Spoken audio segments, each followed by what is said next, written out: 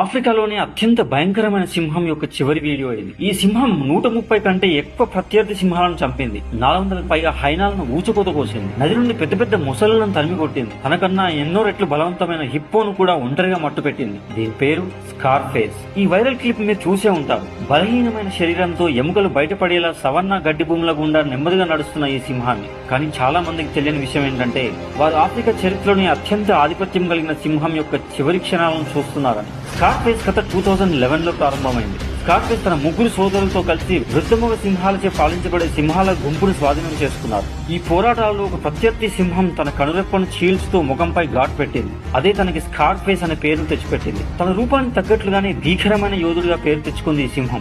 ఆ తర్వాత ప్రారంభమైంది ఇంతకు ముందెన్నడూ చూడని ఒక మహా సామ్రాజ్య పాలన. సాధారణంగా సింహాలు ఒక ప్రాంతాన్ని 2 నుండి 3 సంవత్సరాలు మాత్రమే పరిపాలిస్తాయి. కానీ స్కార్ఫేస్ పూర్తిగా 10 ఏళ్ల పాటు తన ఆధిపత్యాన్ని కొనసాగించింది. తన కిరీటాన్ని కాపాడుకోవడానికి అది నిరంతరం పోరాడింది. తనను సవాల్ చేయడానికి సాహసించిన ఏ సింహానైనా అడ్డు తొలగించింది. ఒకసారి హైనాలు అతని గుంపులోని ఆడ సింహాల్లో ఒకదాన్ని చంపాయి. దాంతో స్కార్ఫేస్ ప్రతీకార యుద్ధం మొదలుపెట్టి తన భూభాగంలో వందలాది హైనాలను మట్టుపెట్టింది. కేవలం భూమిపై ఉన్న ప్రత్యర్థులతోనే కాదు, నదిలో ఉన్న మొసలను కూడా వదిలిపెట్టలేదు. ఇంకా ఆశ్చర్యకరమైన విషయం ఏమిటంటే పూర్తిగా పెరిగిన ఒక పెద్ద హిప్పోతో తలపడి చంపిన అరుదైన ఘనతను సాధించింది. తన జీవితకాలంలో స్కార్ఫేస్ 400 చదరపు కిలోమీటర్ల భూభాగాన్ని పాలించింది. దాదాపు 900కు పైగా సింహాలు తన ఆధీనంలో ఉండేవి. కానీ ఏ సింహం కూడా తనను సవాల్ చేయడానికి సాహసించలేదు. కానీ ఎంతటి రాజులైనా కూడా ఎప్పటికైనా పడిపోవాల్సిందే. 14 సంవత్సరాల నిరంతర పోరాటాలు, ఎన్నో గాయాలతో కూడిన మనుగడ తర్వాత స్కార్ఫేస్ బలం క్షీణించడం ప్రారంభించింది. తను ఏ సింహం చేతిలో కూడా ఓడిపోకుండా 221లో శాంతియుతంగా మరణించింది. ఒక యుద్ధ ప్రభువులా